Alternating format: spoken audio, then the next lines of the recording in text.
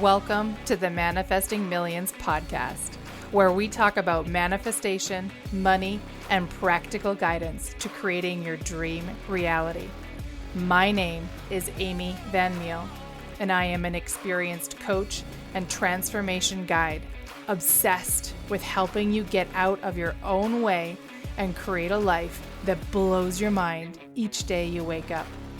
My goal in this podcast is to share practical manifestation, self-awareness, and growth techniques in real talk conversations.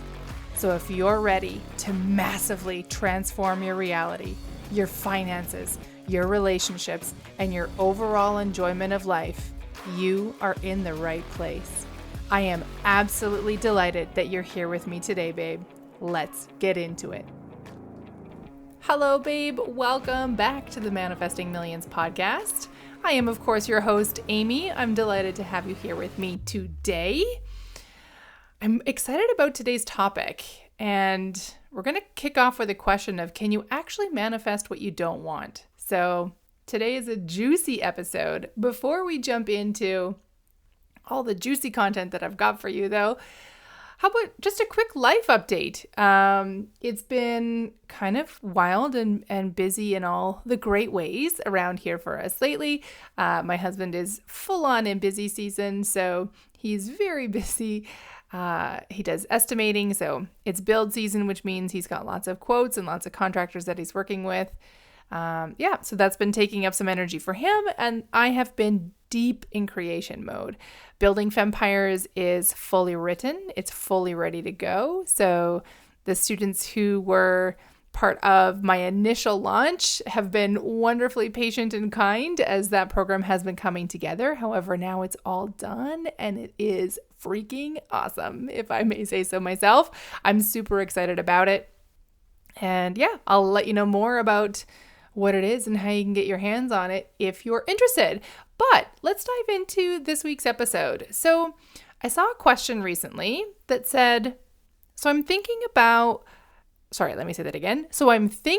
that we often get what we don't want and end up with clarity on what we do want.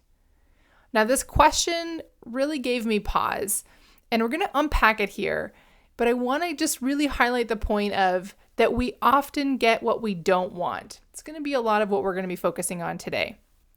So let's break this one open.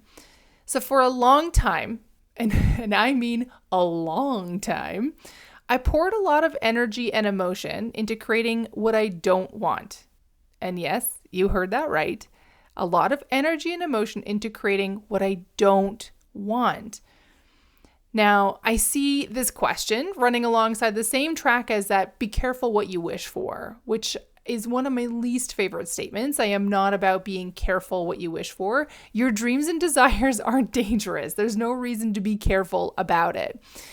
But the idea that we often get what we don't want is kind of funny if you think about it.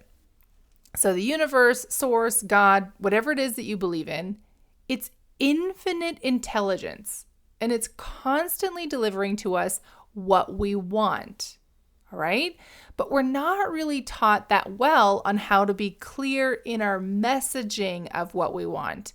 And on top of that, we've got these massive supercomputers between our ears that have millennia of programming built into the operating system that have survived by scanning constantly for lack, scarcity, danger, always generating and on the lookout for fear. This is how humans have survived all these, however long you believe humans have existed, that's how we've managed to survive, by constantly being on the lookout for anything that could harm us physically or basically cause us to perish.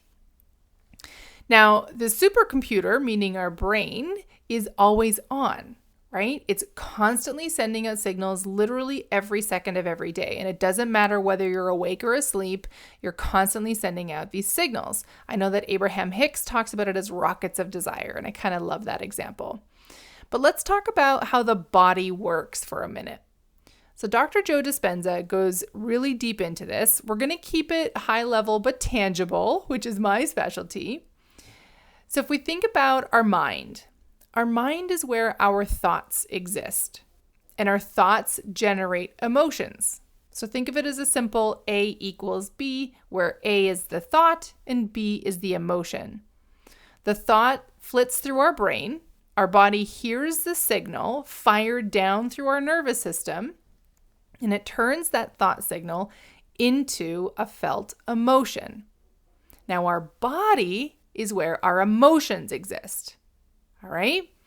So the emotions that we feel cause more thoughts to generate.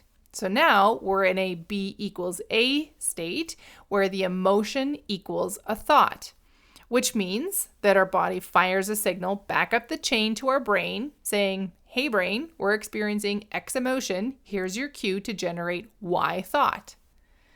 So now we have this kind of like infinite cycle firing up and down from our brain to our body and then back to our brain and over and over and over again. So I'm going to give you an example to try to make this a bit more clear. So let's say you're watching TV and you see an ad on TV for a luxury resort. Instantly, two thoughts fire through your brain. The first thought is, oh, that looks amazing. I'd love to go. And the second thought is, I can't afford that. So for the spark of a second, your body feels expansive and hopeful and joyful as the first thought fires through. But it's immediately doused with a whole bunch of like crap and garbage and sludge as your second thought fires through. And because you likely have more evidence of the second thought being true in your life, your brain has this huge network of experiences and neural networks that it can tap into to secure that thought. Now, as your brain lights up those networks, it sends well-recognized signals down into the body, causing the firing of emotions that are related to lack, scarcity, depression, frustration, etc. And suddenly you realize that you're feeling down or low or depressed. Now, that's the first part of the cycle explained. That is where we have this stimuli, we have a thought that fires off, and it generates this emotion in the body. But here's where it gets tricky and frankly kind of annoying. So our brain and our body are both constantly scanning our life for repeated actions, patterns, thoughts, emotions, etc. And when we repeat something over and over, both our body and our brain build automated systems to conserve energy. So it's the same way that when you first learn something, like learning how to drive or brush your teeth, it takes a tremendous amount of energy and focus at first, but over time, you do them without really thinking. Now, your brain and your body have built patterns, habits, automated systems to do these repeated actions without needing the full effort of your conscious thought and focus. Now, because we've existed in this world for some time, we've been observing and learning habits, patterns, and automated systems from others around us literally since we took our first breath. Since you were a sweet little baby and didn't know what was happening, you were observing your parents responding to external stimuli. So if you observed your parents responding to the stimuli in the same way, where they see something that they actually would love to have or experience, but they don't believe it's possible for them, your brain begins mirroring these responses. So mirroring is a really powerful biological strategy that allows us to understand and learn within the context of our cultural norms. So your brain executes those responses, right? You're mirroring these responses of your parents and your brain executes those responses, and you're also learning emotions. You're mirroring them from your parents as well. So you see the stimuli, you watch your parents execute their pattern, observe that they suddenly feel sad, lonely, depressed, or whatever, and your brain now learns to associate that pattern with low frequency feelings. So your brain has told your body, all right, body, this thought pattern means low frequency feelings. However, your body is also always looking to automate things. So when that pattern is repeated enough times, your body starts to automate feeling that way. Are you with me so far? Let's do a real quick recap. So our thoughts generate a nervous system firing down through into our body, which creates emotions, right? But our emotions will also feed that feedback back up through the nervous system to our brain to generate thoughts.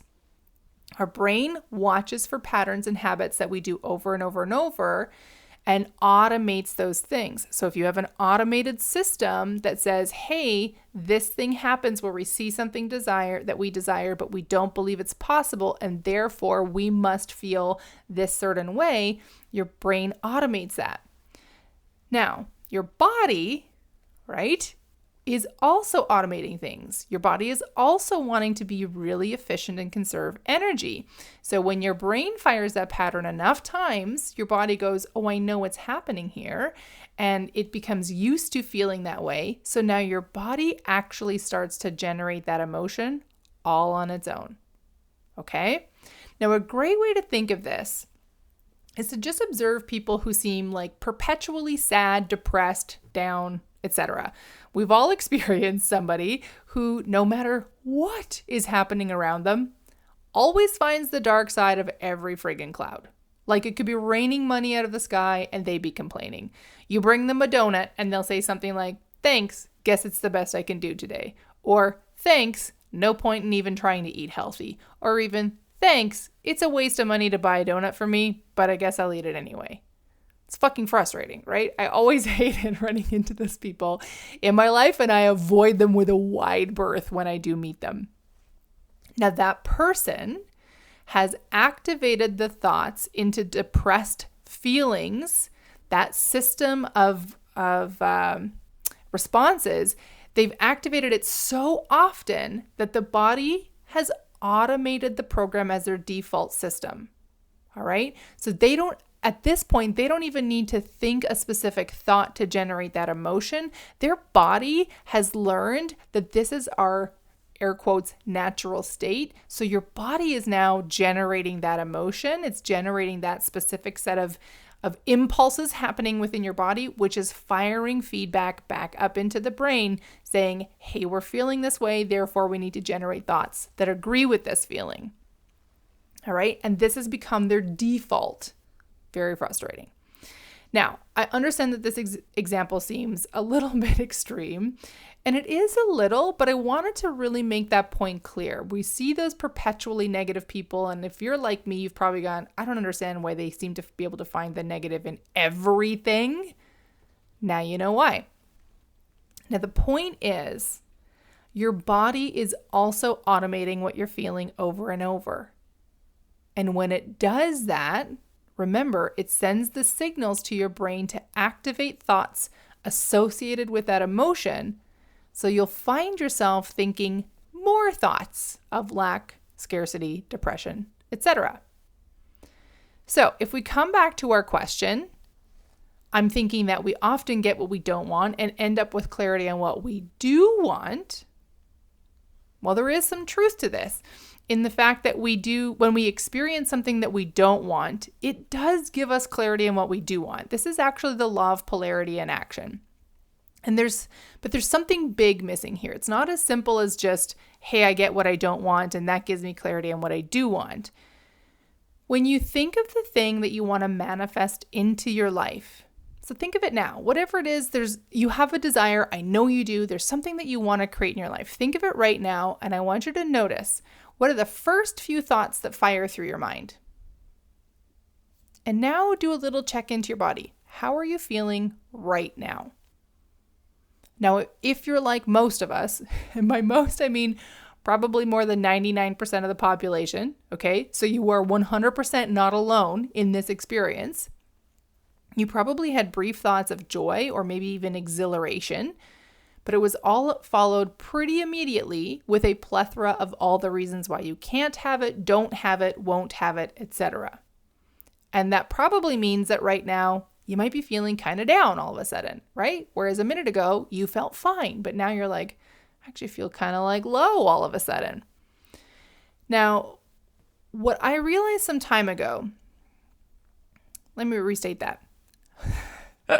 Some time ago, after I had released the leveraged money that I had in my life for so long, while I was building my next stage, I had a solid financial base to support myself. But despite all of my work, in the undercurrent of my thoughts was always some version of, I don't want to go back into leveraged money again. And for any of you who have experienced that situation, you're probably well familiar with that thought pattern that I was hearing.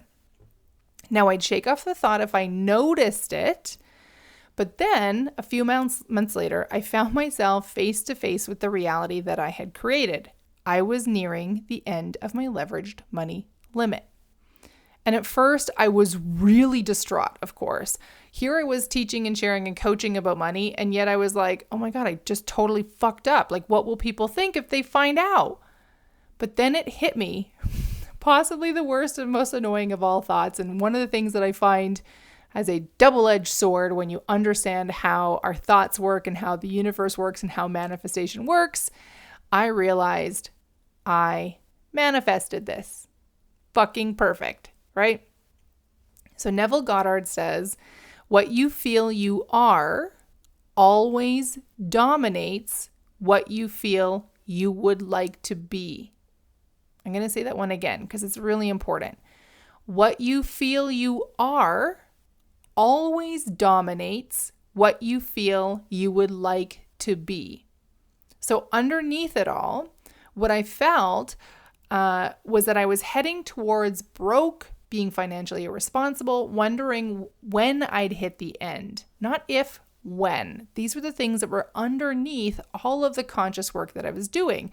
On the surface, I was focusing on what I would like to be. And that disconnect meant that the underwriting programming was actually overriding my conscious effort. So when we're experiencing what we don't want, and when we get, air quotes, what we don't want, despite us trying to manifest something different, what's actually happening is that we manifested exactly what we believed we are. Now, so let me clarify this. That means if, like, say, for example, you're manifesting your dream business, but you don't believe to your core that you can do this, that you'll ultimately get what you believe you are. So if you don't believe that you're a successful business owner, like fully, underneath it all, maybe you're someone who believes that you're always going to be an employee. And no matter how much conscious work you're doing, underneath there's this belief that says, I'm always going to be an employee. And you'll know that you still have that belief because it will pop up at random points in your thought process. Or maybe you're manifesting in financial freedom, but you haven't shifted your beliefs to being a person who is financially free. And you're constantly on the lookout for all the proof that you aren't financially free. Well, then, babe, you're going to get what you believe you are, which is a person who is financially stalled, financially leveraged, or financially dependent in a way that doesn't feel good, right? Because remember, as Neville Goddard says, what you feel you are always dominates what you feel you would like to be. So, how do you change all this? Now, it'd be really shitty if I was like, all right, that's all for today, folks. Have a great day. I'll see you on the next podcast episode. That would make me a real jerk. I won't do that to you. So, first of all, good news. You 100% can change this, all right? You're not stuck on this like infinity loop where you're just constantly going to be creating the same thing over and over and over again. If you decide that's what you want, if you're not interested at all in changing your reality, then go on with your bad self. You can keep creating whatever reality you want, even if it feels like poop, all right? But if you want to create a different reality, if you're like, I'm so fucking over this, Amy, show me the way, help me get to the next thing, I'm going to give it to you real simple and clear. Now, what I first learned about the automating system magicianry that our brain and body does, I will definitely admit that I felt disheartened. So if you're feeling a bit like, how do I overcome this constant cycle of the base programming in my mind causing these emotions, causing more of these thoughts, it's running all the time, and I don't even know often what is running. Now, I know you've heard this a million times, but the first step literally is awareness. 100% guarantee the very first way to start shifting your reality is to become aware of what's happening underneath. Because the second that you become aware that this is what you've been doing, thinking, or feeling, you now have in your hands the opportunity to break the state. And that's very important. So at this point, super simple. All you got to do is make note of the thoughts and feelings coming up so that you can leverage that awareness to shift your limiting beliefs about what's possible for you. Okay?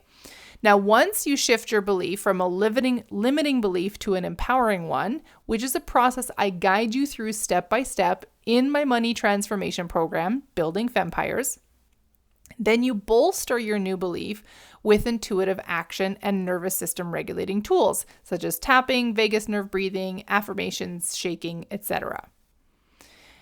Now, as you seat this new belief, the new what we believe we are state of being into your subconscious, which is where everything sits, right? It goes deep into the programming of your supercomputer, then you'll create what you desire to manifest in your life rather than getting what you don't want.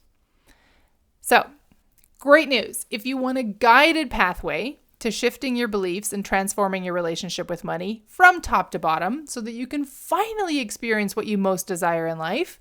Maybe that's financial freedom. Maybe it's time freedom.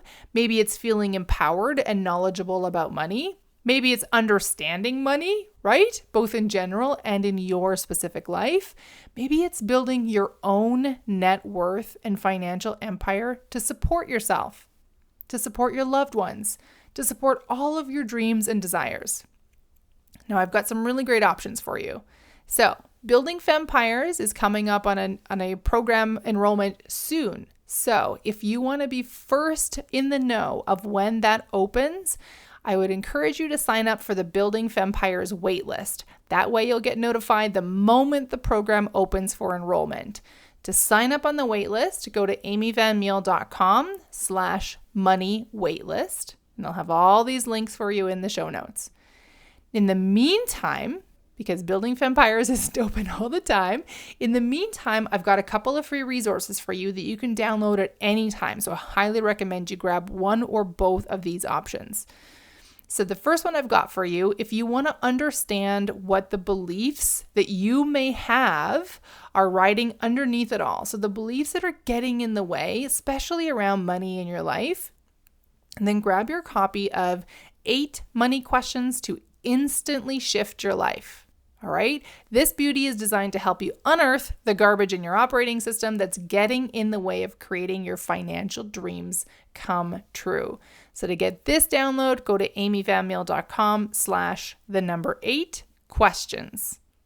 Or if you want a powerful toolbox of guided practices to help you ground your nervous system, so you can stop feeling panicked every time you open your bank account or receive a new bill or think about applying for a promotion or a new job, then I highly recommend the Manifesting More Money with Ease bundle. So this resource is jam-packed with powerful resources, such as a guided emotional freedom techniques or tapping session to help clear and release limiting beliefs. You get 33 abundance-building affirmations, subliminal audios, phone wallpapers, and more.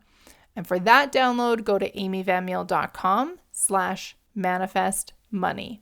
And again, all the links will be in the show notes for you because I know I just gave you quite a bit of information. What I want you to take away from today, babe, is that you don't have to manifest what you don't want in order to get clarity on what you do want. And if you've been experiencing a cycle where over and over you seem to keep creating a reality that you're kind of done with, it's time to change things up. So I hope this episode opened up some possibilities for you. I hope it helped you feel more relaxed and released some frustration for you. Let me know how you love this episode. And don't forget to please take a moment to rate my podcast.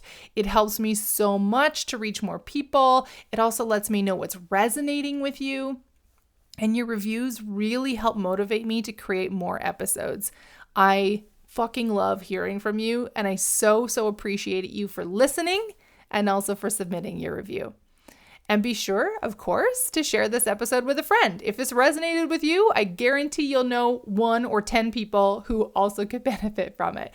And you know what they say, sharing is caring. All right, babe, with that, I wish you an amazing week ahead. I'm so excited to hear what you're manifesting, and I'm looking forward to seeing you again on the Manifesting Millions podcast. Bye, babe. Thank you so much for tuning in to today's episode. If you loved what you heard today, be sure to share it with me by leaving a review on your favorite podcast platform and help me reach more like-minded people who are ready to expand their life. If you haven't yet followed me on social media, find me on Instagram for extra love and inspiration by following @AmyVanMeal or visit my website at amyvanmeal.com. I love you so much, babe, and I am damn proud of you. I am already excited to connect in the next episode. And in the meantime, believe in yourself with the confidence of a 5-year-old.